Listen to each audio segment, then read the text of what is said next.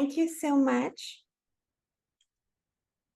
Thank you so much for being here in another episode of Dialogues in China. It's a pleasure for us to have you. We say hello, good morning, good afternoon, or good evening, depending on where in the world you are and joining us. So today I have the great pleasure of speaking with someone whose work sit at the intersection of gender studies, feminist theory, and the complex reality of global China. Mi nombre es Priscila Magaña, soy la anfitriona de esta serie de entrevistas llamadas Diálogos sobre China y vamos hoy a escuchar a una académica experta en la intersección entre estudios de género, teoría feminista y las complejas realidades de la China global. Vamos a estar navegando entre dos idiomas el día de hoy, español e inglés, ya que pues tenemos el placer de tener a nuestra invitada, se llama Yiping Cai. Ella es miembro ejecutiva de la organización DON, por sus siglas en inglés, y las siglas significan Alternativas de Desarrollo con Mujeres para una Nueva Era, Development Alternatives with Women for a New Era. Y ella también coordina el equipo de análisis temático sobre salud reproductiva y sexual y derechos. Vamos a leer un poquito más de su semblanza. Ella ha tenido una impresionante carrera que empezó en el periodismo en China, específicamente en la agencia China Women's News, y continuó después en el Instituto de Estudios sobre la Mujer en China. Ahora se extiende a una red de feminismo transnacional y está justo en la Universidad de California, Irvine, con su investigación doctoral, de la cual nos va a hablar al respecto. Su más reciente trabajo incluye un volumen editado llamado Los impactos de China en su relación con el Sur Global. Y pues bueno, este texto nos invita a mirar más allá de las narrativas geopolíticas tradicionales y comprender a China y su presencia en el mundo y sobre todo en el Sur Global, estas realidades que habitan y en las que habitan las mujeres en África, América Latina, el Pacífico y otras partes del Sur Global. Por eso se nos hizo muy importante tener a esta invitada el día de hoy con estos temas en los que nos van a retar a pensar cómo la presencia de China tiene implicaciones para las mujeres en estas partes del mundo. Vamos a cambiar al inglés. Se va a desarrollar la entrevista en este idioma, así que siéntanse libres de poner cualquier comentario, ya sea en la sesión de Facebook de la Asociación Mexicana de Estudios Internacionales o aquellos que nos acompañan en la sala de Zoom. Siéntanse bienvenidos de escribir cualquier pregunta que tengan para nuestra invitada. Además, aprovecho para darle los agradecimientos a todo el equipo directivo de la Asociación Mexicana de Estudios Internacionales, al maestro Isaac Flores, a nuestra presidenta, y además a todos aquellos que hacen posibles estas entrevistas desde el Comité de Estudios Regionales. Vamos a darle la bienvenida. Thank you so much, Yiping, for being with us. I already read a little bit of your curricula, so we are going to start with you. Thank you so much.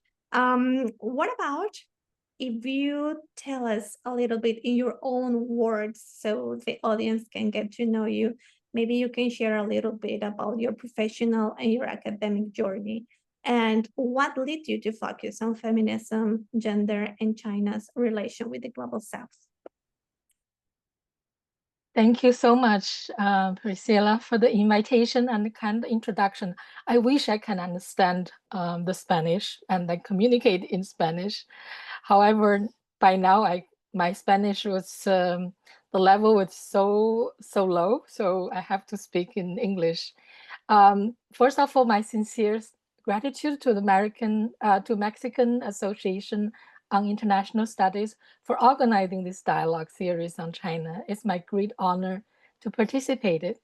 As for my professional and academic journey, I have always been driven and motivated by the curiosity and urgency to pursue the knowledge, analytical tools, critical perspectives to address the imperative issue facing China, the world around me, and the people I care about. I studied Chinese history in Peking University and got my master's degree in history in 1995 with a major in Chinese women's history. Then an important historical event happened in Beijing that shapes my entire career. China hosts the Fourth World Conference on Women in Beijing and Women's NGO Forum in Huairou in August and September, exactly the same time as the 30 years before, the 30 years about today. So as a newly graduate, luckily I was able to Women's NGO Forum as a participant.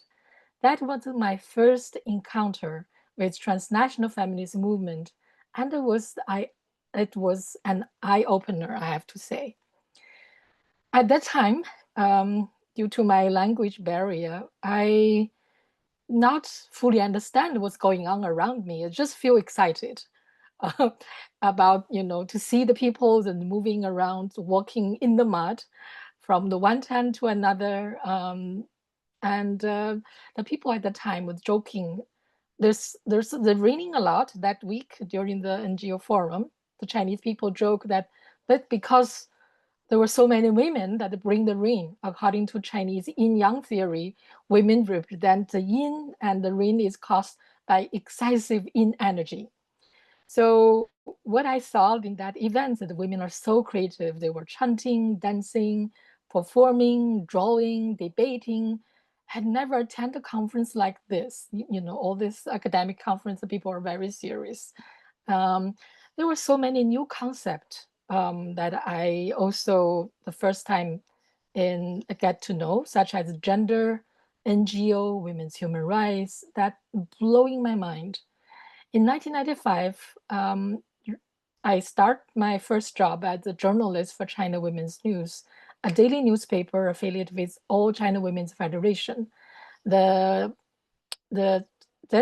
organization is umbrella organization affiliated with the Chinese Communist Party. So this job seems to have nothing to do with my educational background on history. But I feel like I'm not studying history, but now I'm participating the making of the history. Along with my colleagues in the newspaper, we publish many news reports and articles exploring the issues such as women's human rights, domestic violence, and examining the gender stereotype in Chinese media. Meanwhile, I also engage with the emerging Chinese women NGOs and feminist activism that advocating for gender equality in media, eliminating the violence against women, and improve gender sensitivity among journalists. After 10 years journalist career, I work for the Women's Study Institute of China, this research institute. My research focus is on the international women's movement. But 3 years later, I'm with my work because I told myself it's not enough to study the subject just on paper from outside. I should participate in the international women's movement and study it from inside. Then I moved to the Philippines and joined an international women's organization and worked for 3 years there before I joined Dawn in 2011. So these two Southern Feminist organizations both have UN ECOSOC consultative status. That gave me the exposure and to the many UN conferences as NGO observer and collaborated with other women's rights organizations in advocacy at multilateral spaces and using UN human rights mechanism. Then I feel there's a need to update my knowledge more systematically. That's why I went back to school and get my second master on international human rights law in 2019 in Peking University, and then joined the global study PhD program in UC Irvine in 2020. So that's the brief professional academic journey that brought where I am now. It's great because maybe so many students are watching us right now. And actually, I wanted to ask you this question because there is always a moment that pushes and change our whole life. And to know this from your experience, it's really inspiring. Thank you so much. Okay, so you have been deeply involved with Dawns, a feminist network from the Global South. Could you tell us how Dawn's work shaped the way you study global China and why building a feminist knowledge community from the global South is so important? Mhm. DONG, as you said, stands for Development Alternatives with Women for New Era. It was founded in 1984, right before the third World Conference on Women held in Nairobi, Kenya, in 1985. So this is a network of feminist scholars, researchers, and activists from the economic South working for the economic and gender justice and sustainable and democratic development. DONG provides a forum for feminist research, analysis, and advocacy on global issues through research, analysis, advocacy, and training. I only heard of DONG in 1995 when China hosted the Fourth World Conference on Women. So DONG was introduced by Chinese colleagues that in the organizing the NGO forum. She edited the book, and in this book, it introduced the four international women organizations that was very influential at the time. And DONG is the only South-based feminist network that been introduced in that book. So that's the first time I heard about this name. The DONG has been recognized to play the significant role in advancing the Southern feminist analysis in gender and development and the key participants in the global feminist movement. In 2007, when I working with the Women's Study Institute of China, 2007, I attended DONG Training Institute and know more about DONG's work, especially these four thematic areas of analysis, that is political economy of globalization, sexual and reproductive health and rights, political reconstruction and social transformation, and political ecology and sustainability. And it's very unique interlinkage approach that the DONG applied in their advocacy and research. What makes DONG unique, I think, is not only the strong Southern feminist standpoint, but also its critical and insightful analysis on many of the imperative global issues. Example I want to share with you, it includes feminist digital justice, feminist microeconomics, on the issue of the public-private partnership, on blue economy. So all these are, very exciting, the new issues. Usually this analysis was produced via collaboration with scholars and activists from the Global South.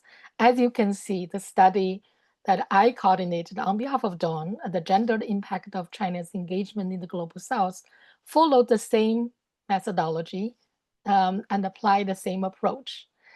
In response to your question, why study global China? Why building the feminist knowledge community is important? I want to share with you some stories. So I met many colleagues from both South and North at UN conferences and international fora. Many of them approached me and asked me about Chinese government position on the specific issues on the, in the UN negotiations, which I found I knew little about. So I feel really embarrassed. Another anecdotal I was happened at the Rio Plus 20 summit in 2012.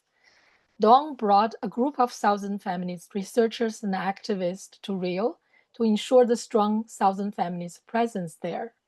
One of them is from Cambodia. We went together to a side event organized by Chinese government on sustainable development policy in China. At the end of this event, the Cambodian colleague asked me, Yiping, could you please translate for me? I want to talk with Chinese speaker from the government delegates. I asked her why. She told me the Cambodian government signed a contract with a Chinese developer to build a residential and commercial buildings in the slum area in their capital city. But the current dweller on that land refused to move out and organized a protest. The local police arrested several organizers. All of them are women. So she, the Cambodian colleague, wants to ask Chinese delegate what he thinks about these events. It was before China formally launched the Belt and Road Initiative in 2013. As I said, I left China in 2008 and joined the Southern Feminist Network in order to fill my knowledge gap on transnational feminist movement and gender studies, because all I learned from the school, from the book, from that predominantly produced in the knowledge was produced in the global north, or from the perspective of the global north. Then at that moment, I realized the world is changing so rapidly. As a Chinese researcher and activist, it's also my responsibility to look back and examine the role of China in the context of globalization and the construction of the global economy and the global governance. So I see the global China as a part of the phenomenon of rise of the global South. Undoubtedly, this task can only be pursued through the collaboration among Chinese scholars and scholars from the global South. That is why it's important to build a feminist knowledge community from the South. The dialogue that we have today is so important for me. I would acknowledge all the contributors, the authors that contribute their time and knowledge to Dawn Research Project. So this project would not be possible without their contribution. Of course, the building the Southern feminist knowledge community has never been easy.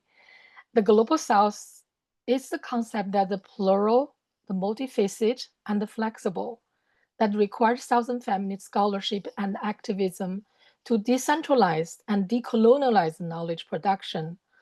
One thing we learned in this process is that South feminist collaborative knowledge production is meant to provide a space for dialogue, critique, debate, raising difficult questions sometimes, and reflecting on each other's position, rather than pursue the consensus. For example, scholars, we often, in our discussion and in our meeting, we often diverge and fight a lot over the issue of Western-centric versus the Sino-centric approaches, how to assess some actual impacts when actually the Chinese projects are withdrawn or not being implemented. So there's no impact, right? And whether some concept and categories such as new colonialism, state capitalism, state feminism, the new imperialism, Beijing consensus, that can be, easily or conveniently applied to this research without appropriate contextualization and the problematization. So we found this process is actually very fruitful and very helpful.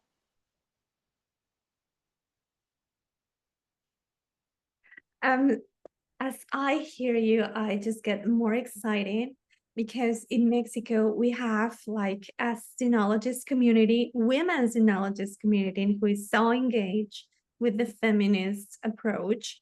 At the National Autonomous University of Mexico, we have a women's sinologist, Mariana Escalante. At the Colegio de Mexico, the College of Mexico, we have two leading scholars who has been working in Chinese studies since the 50s, since the 80s, and they are so engaged with this feminist movement.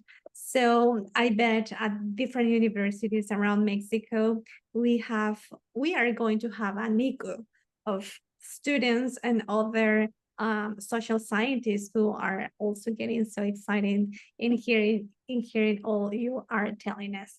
So let's see.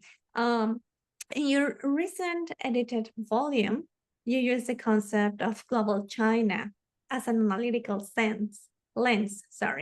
How do you define this concept, and how does it help us to understand China's engagement with the global South beyond the usual political economy or international relations framework?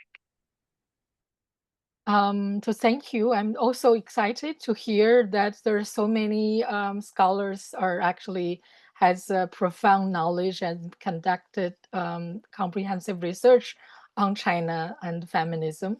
So I'm looking forward to future engagement with the Mexican colleagues and the students who are joining us today. So this is my invitation.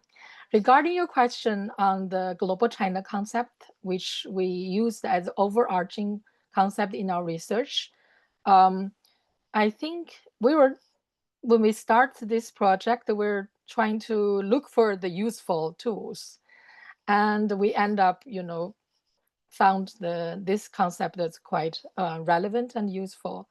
Since the Professor C.K. Lin book Spectre of Global China elaborate this concept, it has been widely used by researchers in the recent decades. There are a growing number of publications, projects, conferences using this concept in their titles. Just earlier this year, I attended 2 academic conferences on this subject, one in the UK titled Researching Global China, and another one in the US that titled Feminist Lens on Global China. So the global China conceptualization calls for abandoning the methodological nationalism, state-centric framework, and debunk the Eurocentric, US-centric, or Sinocentric epistemology. It requires grounded empirical research, as well as the theoretical and the methodological reorientation. As you correctly point out, most research about China's expansion on the global stage applied this to differentiated but somehow interrelated framework, global political economy, OIR. We found that global China is more useful and relevant to understand the China's global engagement beyond China's territorial boundaries and to analyze the gendered implication.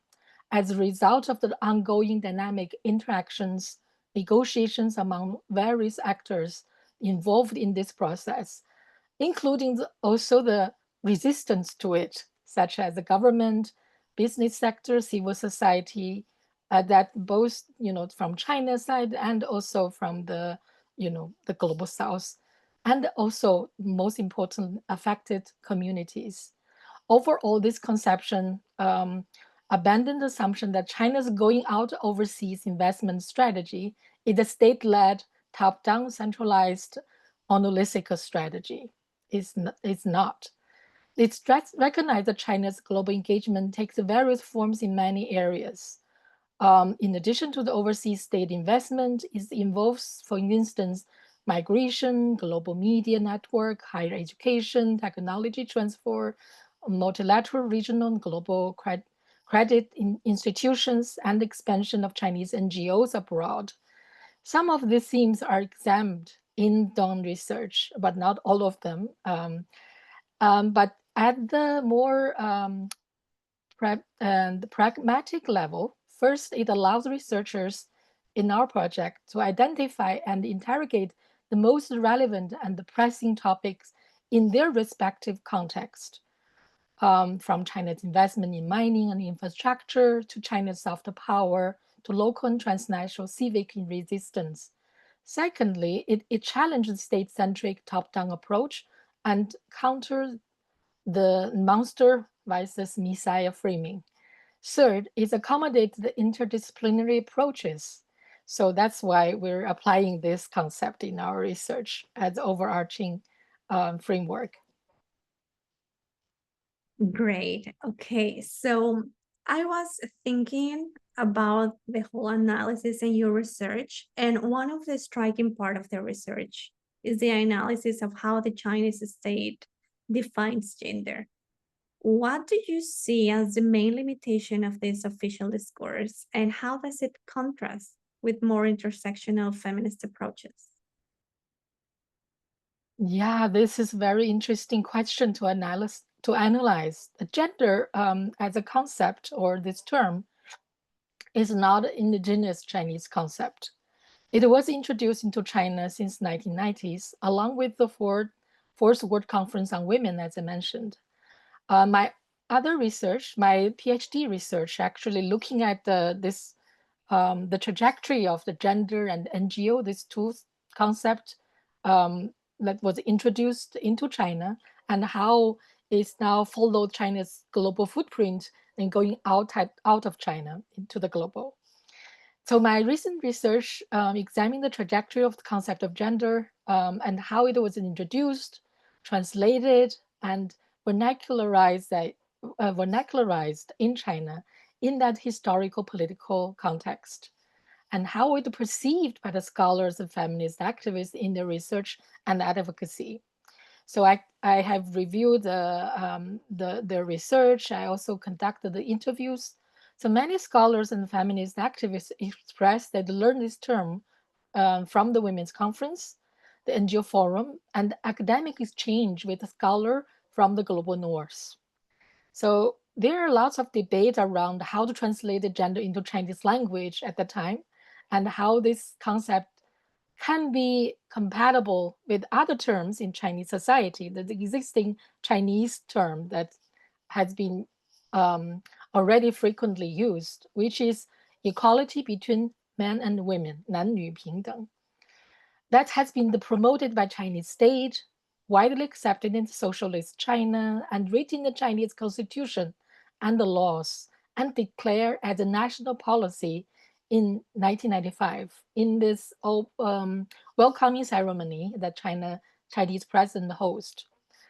Despite a different comprehension of the concept of gender, there's some outstanding consensus among Chinese scholars and activists on the connotation of the gender.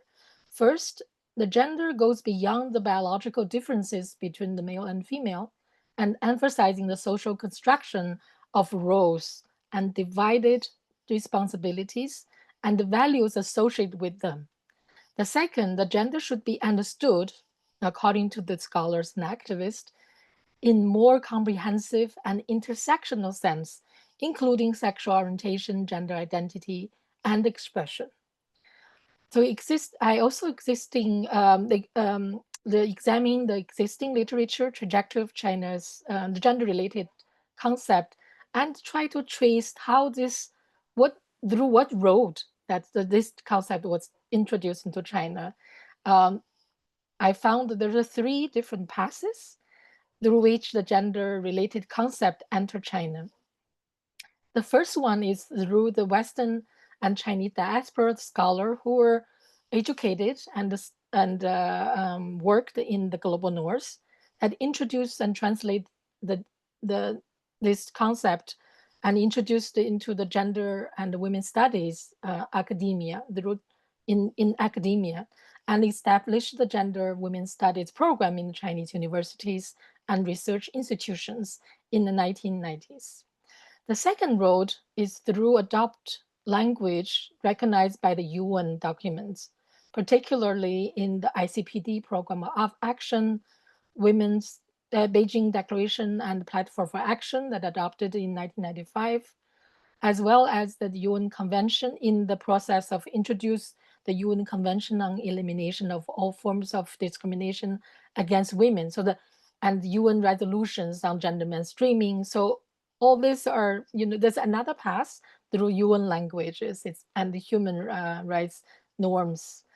The Chinese, so that was accepted in Chinese political discourse and the legal lexicon, like gender perspective, gender equality, gender mainstreaming. So in this second path, the ACWF, the All China Women's Federation, as I mentioned, the Chinese Communist Party affiliated umbrella women's organization, played a leading role in this process, exerting efforts to integrate this new international grade language and concept into the dominant socialist China's Marxist theory on women's emancipation.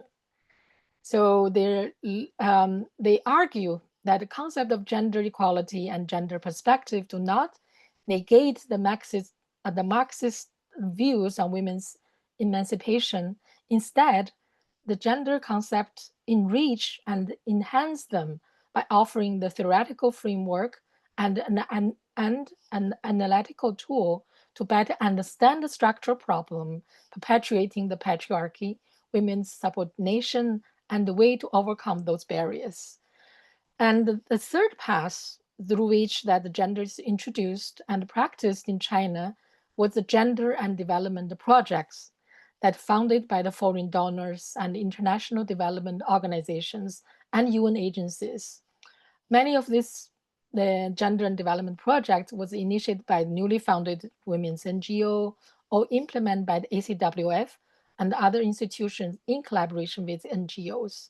They're using the tool like gender training, participatory rural appraisal, and other toolkit were widely applied in this the GAD, the Gender and Development Project, either upon the requirement by the foreign donors or propelled by the women's NGO themselves. Now I want to talk about the two consequential problems here in regard to the state definition of gender.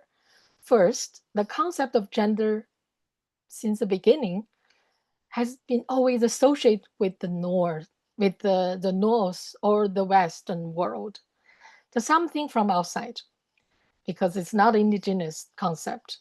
So this is a misunderstanding, and this overlooks or neglects the contribution and participation of feminists from the global South to recognize their contribution in this production of the knowledge around the gender studies, their contribution to the inclusion and the integration of gender equality into human rights framework in the UN languages, and holding the international development agencies accountable and to mainstream gender and development theories and practice. So all these 1,000 stories being left out. Much work need to be done. I'm just doing some groundbreaking work on this front, but I think the more work need to be done. Otherwise, this very difficult to recount the history, transnational feminist history, especially the Southern feminist history.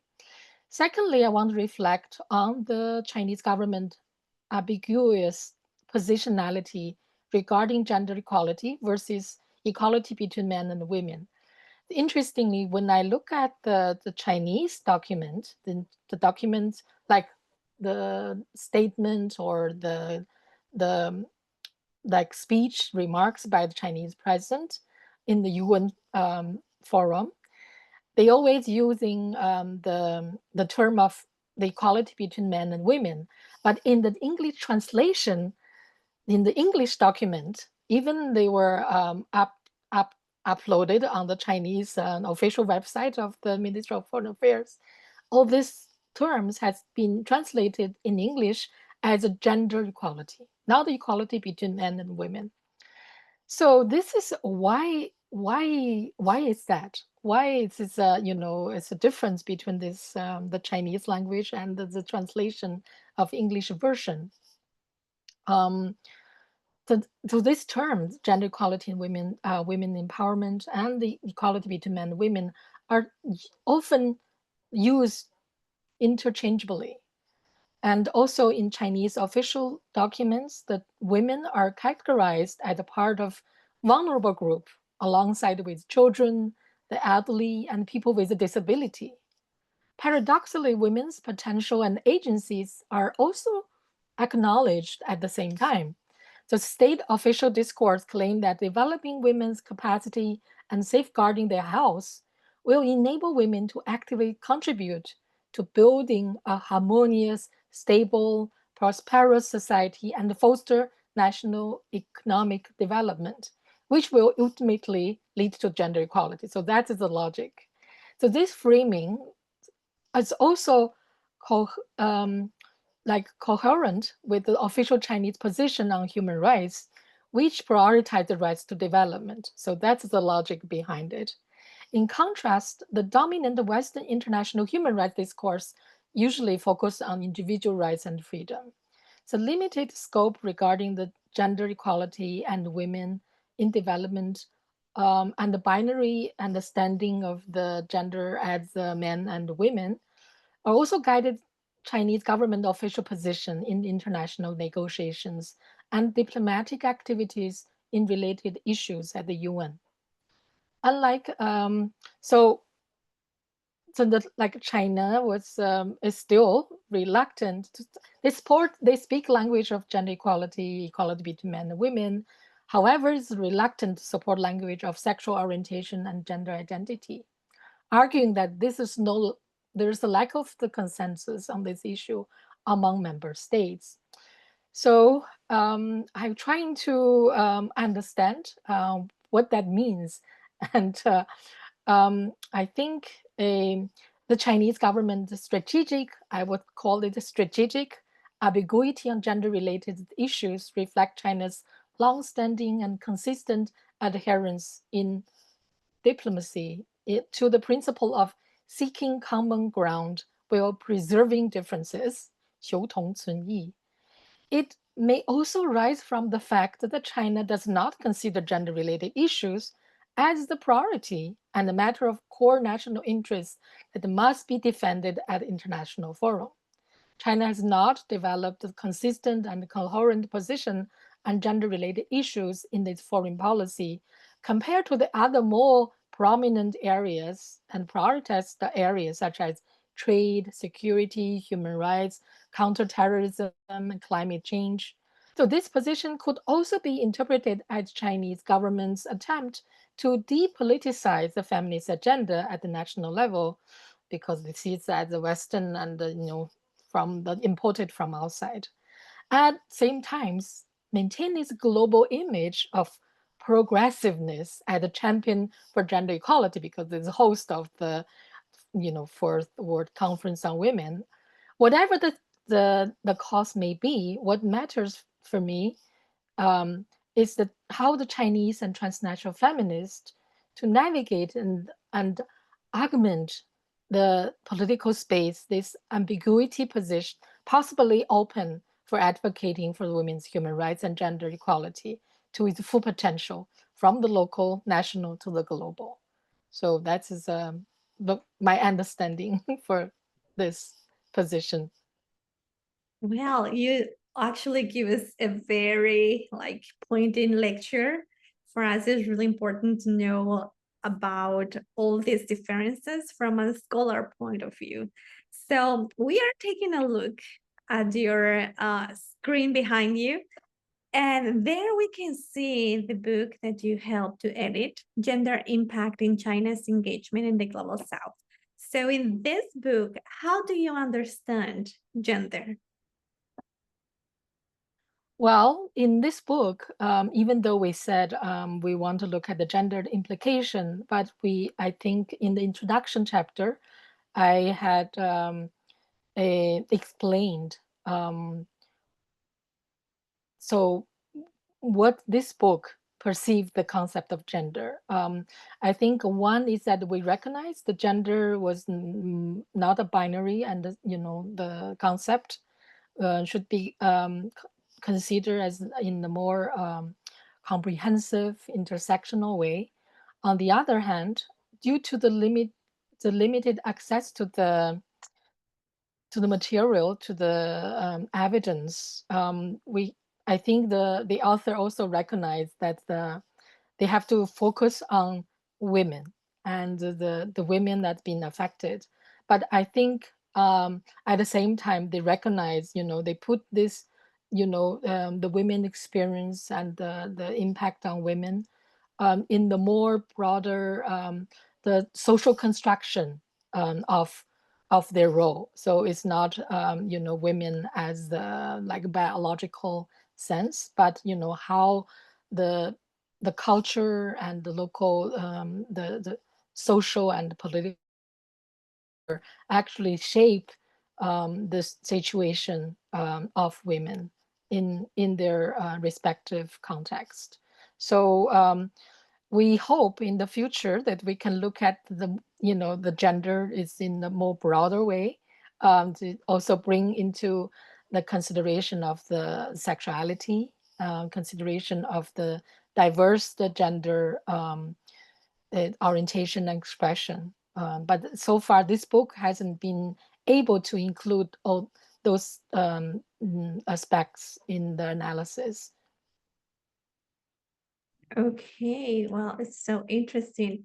Now, the book presents a fascinating diversity of impacts, from infrastructure in the Pacific to mining in Latin America, agriculture in Nigeria, and security cooperation in the Solomon Islands. Could you share an example where the gender impacts were particularly surprising, or whether positive or negative? Mhm. Yeah, I think one of the motivation for us to start this project to answer the question. So, what is the real impact, whether it's a positive or negative? So, after the finish of this 8 case studies, we found actually the results is very mixed. There, so the whether it's positive or negative, they're very much depending on the nature of the project, who the main actors are, and how they engage with the local communities. From the Pacific to Caribbean to Africa, women benefit. The study shows the women benefit directly or indirectly from Chinese state-funded infrastructure projects, such as construction of the roads, the health facilities, agricultural cooperation projects. The Tonga and the Vanuatu, for example, these two countries that from the Pacific, is also the important partner in China's Belt and Road Initiative. In those two countries, the China quickly responded to the cyclone, volcanic eruption, tsunami that severely damaged the infrastructure in those countries. And China helped to rebuild the houses, the buildings, roads, bridges, and communication lines, improved infrastructure and the humanitarian projects, provide vast benefit through employment, the business opportunities, and address the practical needs of women, therefore creating the environment for the achieving gender equality goals and women's economic empowerment. However, it remains questionable whether this trickle-down strategy would bring the transformative change towards gender equality in the society, especially when there's a lack of the meaningful participation of the civil society and women's organization and the community from those countries. Similarly, in the Trinidad and Tobago, in the Caribbean, the Chinese presence has been largely seen within the male-dominated construction sector. In the case of the hospital project in Trinidad and Tobago, women benefit from the various services offered by the hospital, many of which are in high demand by women and their children. But in the case of another infrastructure project, the like industrial park, the project that China has helped to build doesn't consider facilitating women's employment or promoting women's owned business or women's entrepreneurship. So you can see the results is very mixed. In the case of China, Nigeria Agriculture Corporation also assessed the benefit for female smallholder farmers. So whether or not they benefit from the China-led agriculture training. On the one hand, the female smallholders experience less improvement in income and livelihood opportunity after training compared to their male counterparts due to the institutional barriers, credit access, and occupational segregation.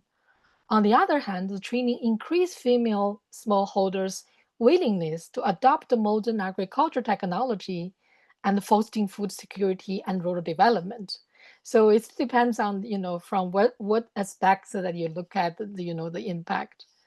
In contrast, the both case studies on Chinese investment in mining industry in Africa and Latin America found the same results, like their predecessors, because China was actually take over those mining project after the other transnational companies.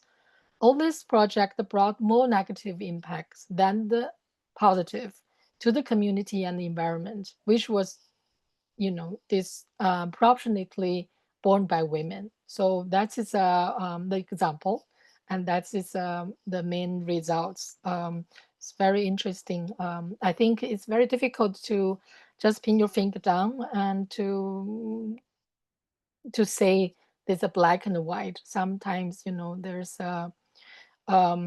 there's mixed results, and also from the the research is conducted based on the evidence like 2-3 years ago. And along the process, the researchers also recognize there's improvement of Chinese companies' engagement with the local community. So we also see if in the future, if we have a chance, we want to go back and see there's any changes in those impact and any changes in the behavior of Chinese actors. Great. Okay. Before we go to a Q&A session, looking ahead, what do you see as the most urgent priorities, both for research and for advocacy, in building stronger feminist exchange between China and the global South, especially Mexico? Unfortunately, we didn't. I hope that I know you before we start this project. So, in overall, I think this project has shed light on some of the critical issues that we have to interrogate to understand the China's global engagement, China's engagement and relation interaction with the global South. One is the how we understand China's position that promoting the gender equality and women development, and the lack of the operational guideline or the like practical tools to implement it on the ground. And also, I think there's another question has been always raised by the Southern feminists is whether the gender equality should be considered as a conditionality in the international development cooperation as some other, I would say the Northern-led, the aid project by the World Bank, IMF, or the other Northern donors, because China has framed its international cooperation project within the South-South framework, cooperation framework, and also it's like consistent with this foreign policy that peaceful coexistence and non-interference. So what this Dawn project telling us about this? The first, I think we should be. I think the first this research based on the life experience of the women in the global South. It has discovered actually if we if we want like promote the integration of gender equality into China's international cooperation project, and the conditionality is not a way, because it will not consistent with the Chinese national like a foreign policy, and also it's not consistent with the South-South framework. But it doesn't mean that gender equality shouldn't be part of the consideration.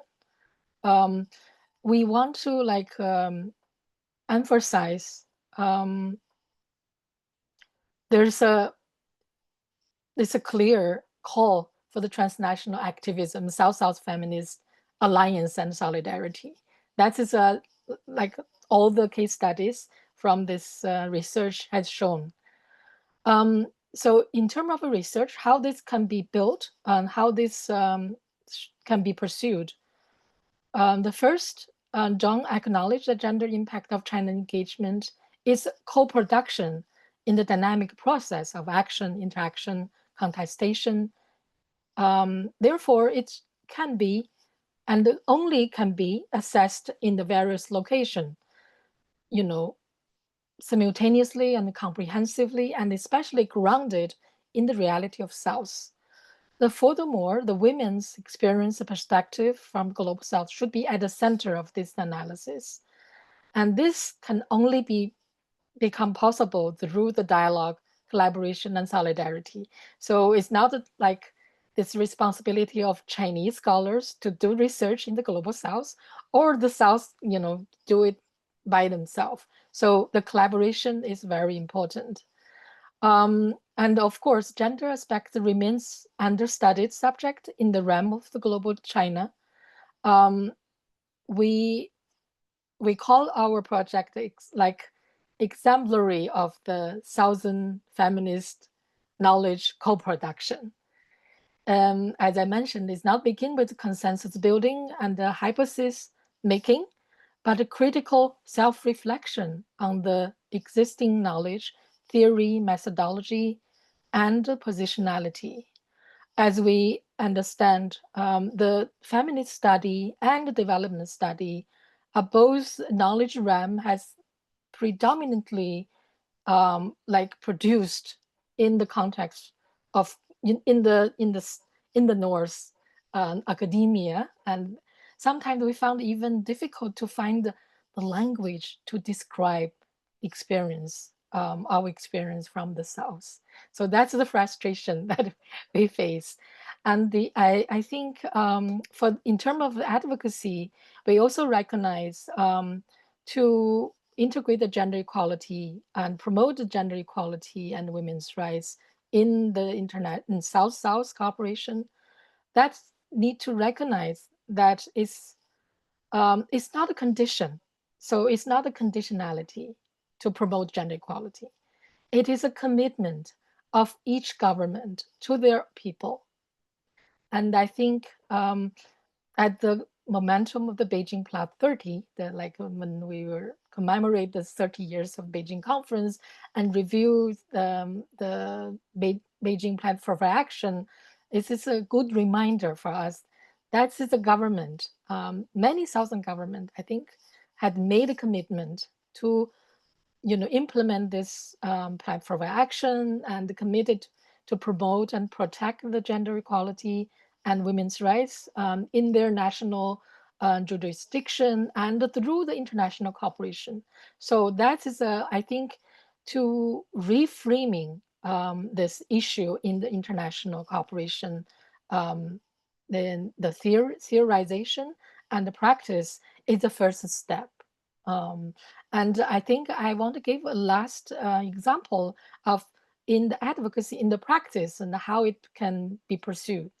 Interestingly, there are two organizations which participated in this research, had submitted their shadow report to the CEDAW committee, the UN CEDAW committee, when they review China's CEDAW report in 2023. So they bring up issue of the negative impact of China Development Initiative on women. So and their gender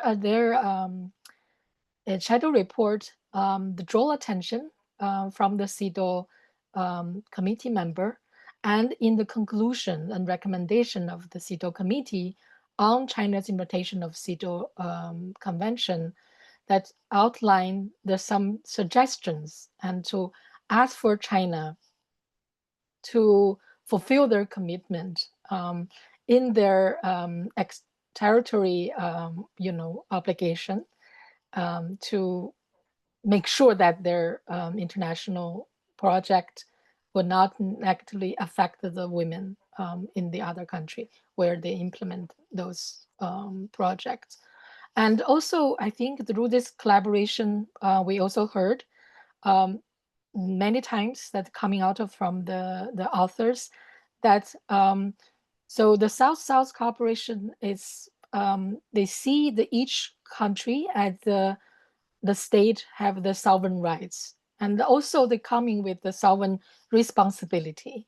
So it's not like put their finger down and China, this is China's problem, they should improve, but they also putting the finger down to their own government, their local like the policymakers, so that they can negotiate when they negotiate the project with China or execute the project with China, they can also prioritize the women's rights and gender equality and promise, and keep their promise and commitment for their people.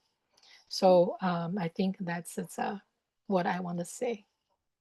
You're making such an interest point because it's all about going from down to top, right? And vice versa.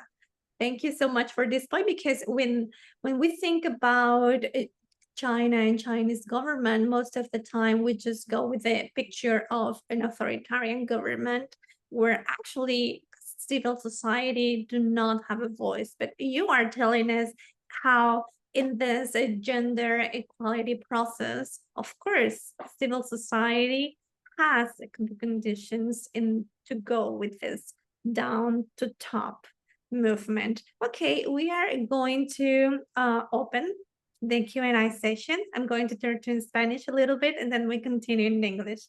Vamos a abrir el espacio de preguntas y respuestas. En estos breves minutos aprovecharemos la presencia de Yiping Cai, así que por aquí tenemos una pregunta de Cintia Bolaños. And Cynthia is asking you, from your experience, what are the biggest challenges a country faces to implement gender-based policies? Thank you. What are some of the challenges?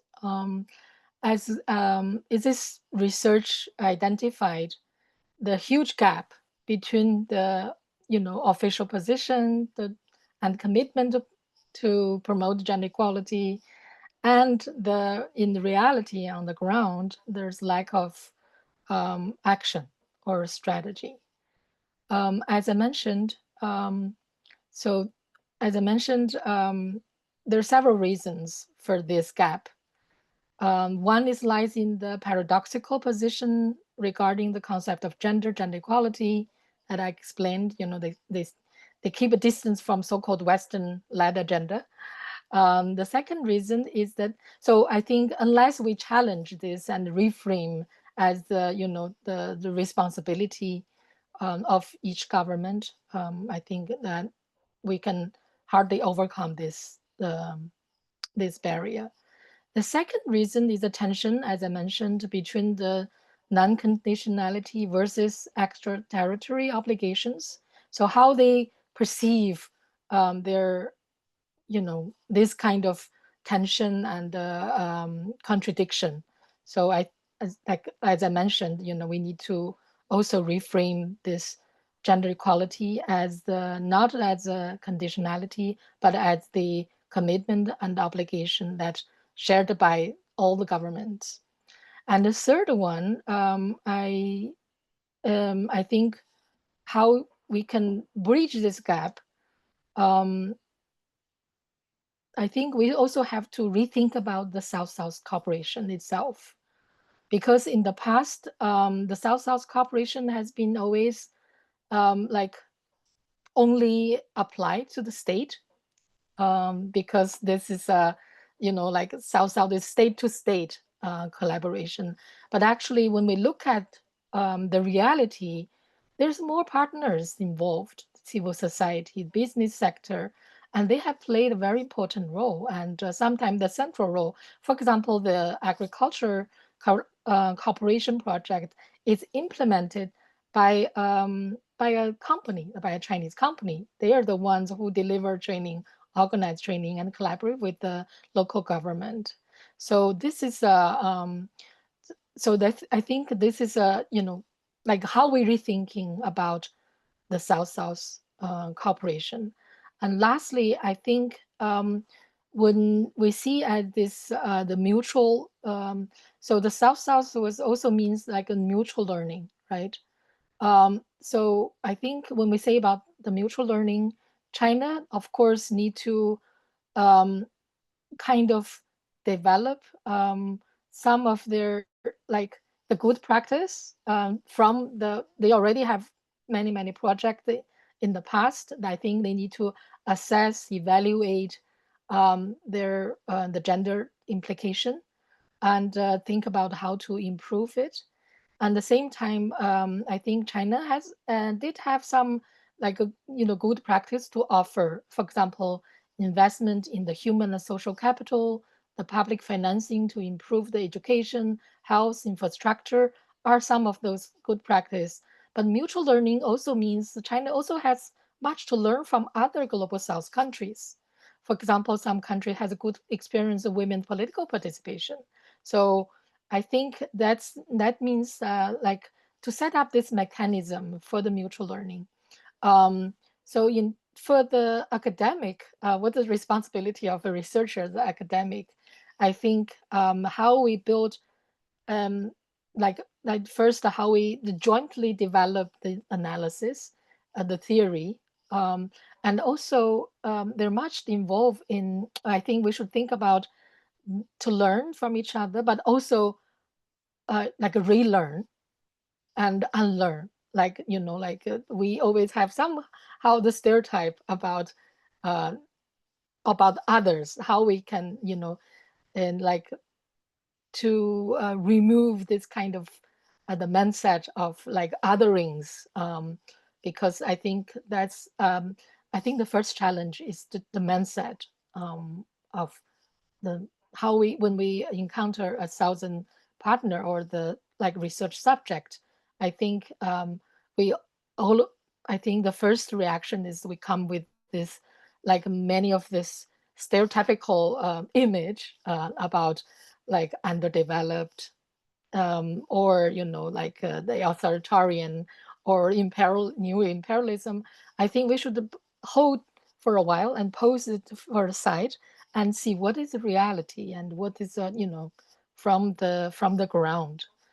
So I think the empirical studies is very important. Empirical evidence is very important. But I think it's all change. The change will begin with the change of a mindset. That's much decolonized our mindset on this subject. I definitely agree with you.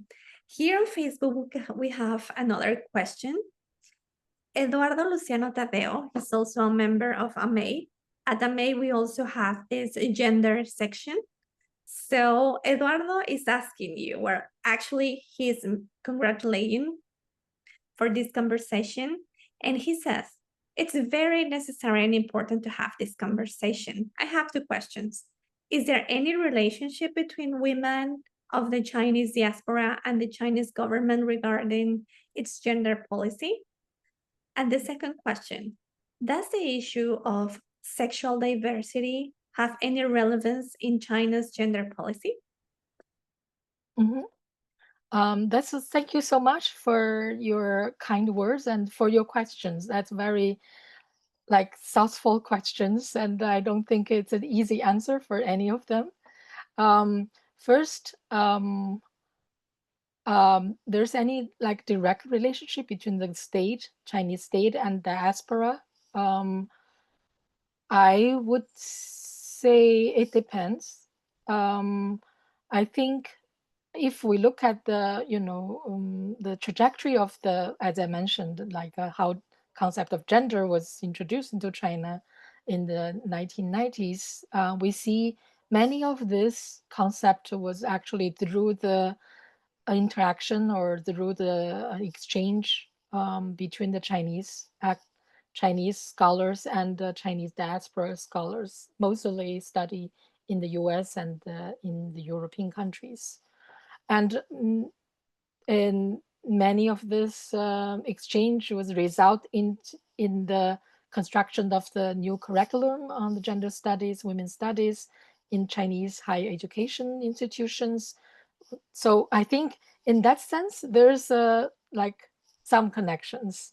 However, especially I think in the recent 10 years, as I mentioned, because of this like a misunderstanding or kind of depoliticizing the feminist agenda, and also there is also very kind of contradictory phenomenon. On the one hand, China is promoting the gender equality, the commitment in the global stage, but in their national level, many of these women's NGOs been closed.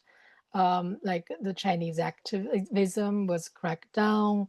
So actually, currently, I will see the less the connection or even the disconnection between the state and the diaspora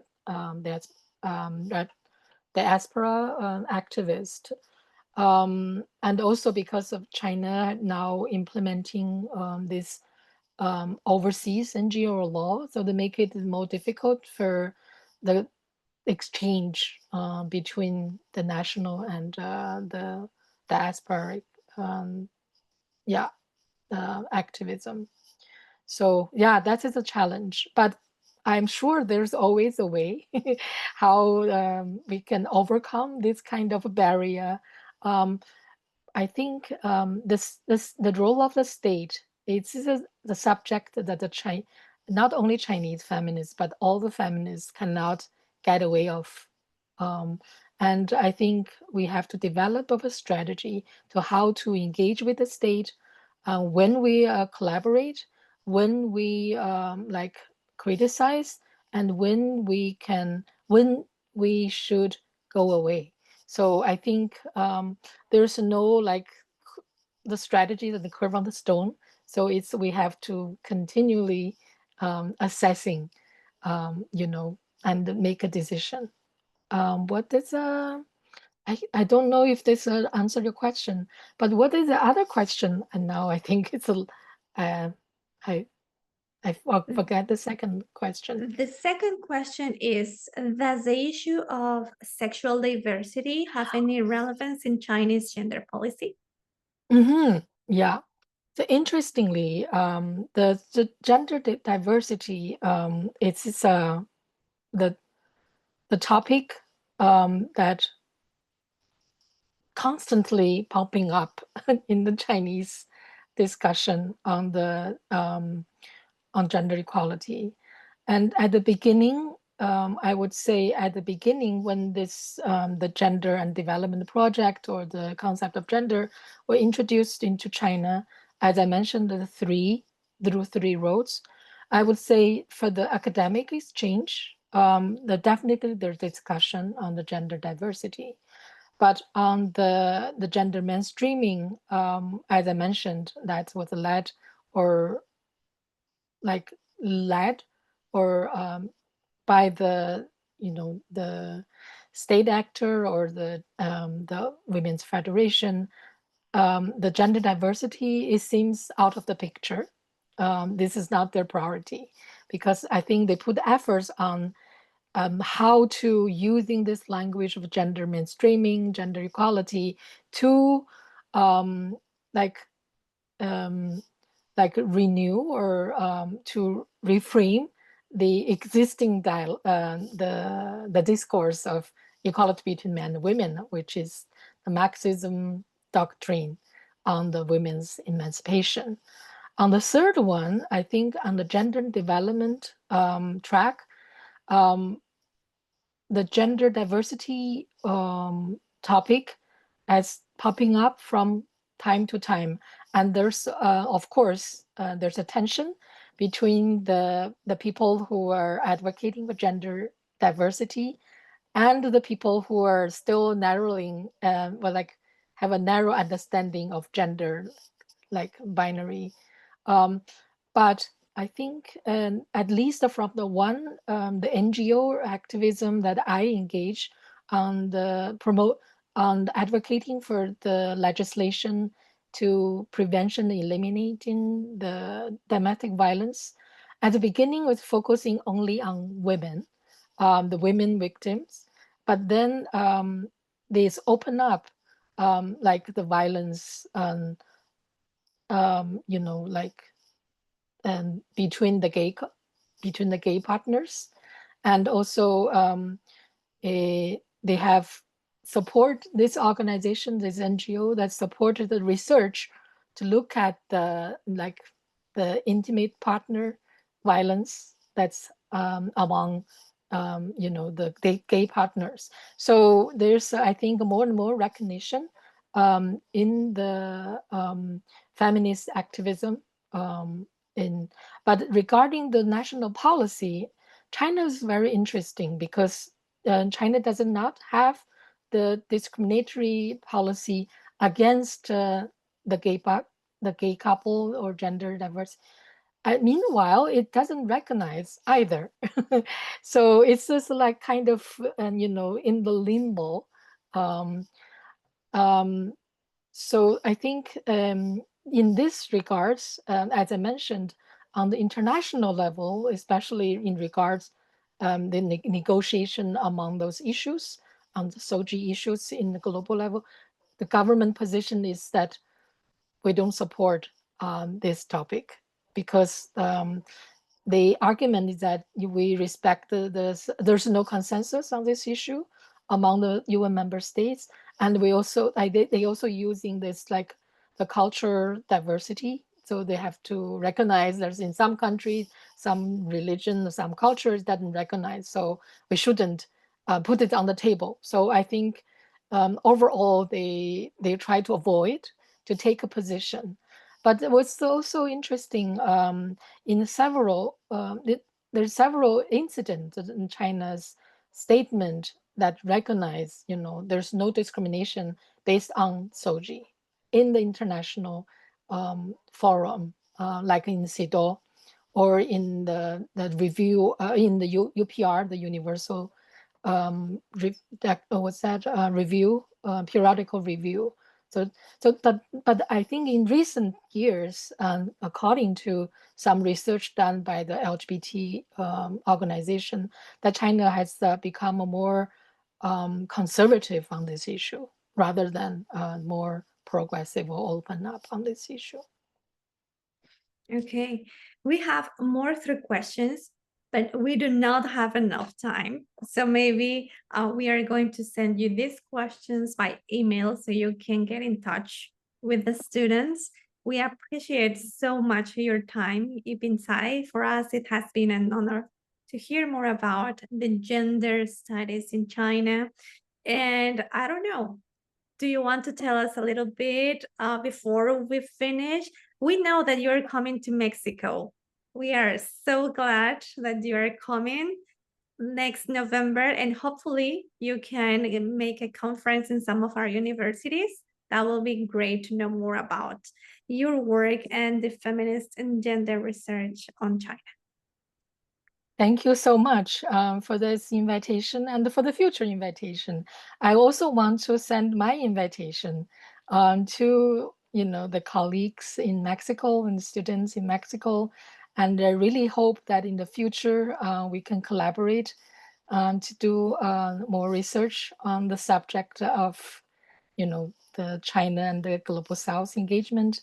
I'm really looking forward your analysis, your perspective, and your experience on this subject. I'm very much hoping to learn from you if there's opportunity. I'm really looking forward to the November.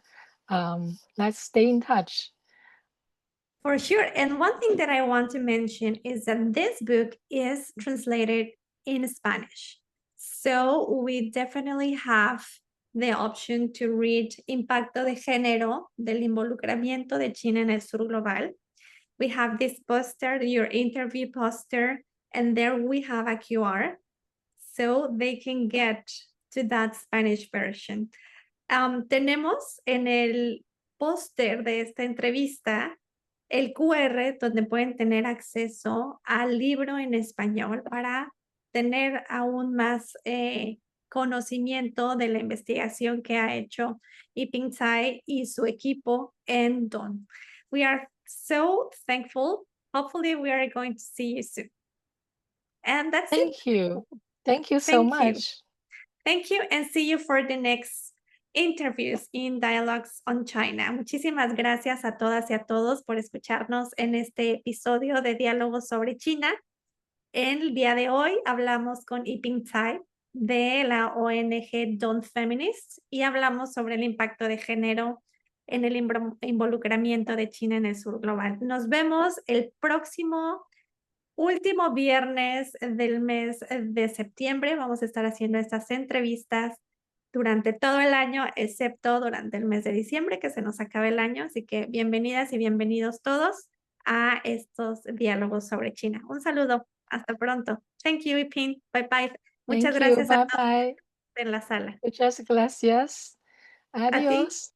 Bye.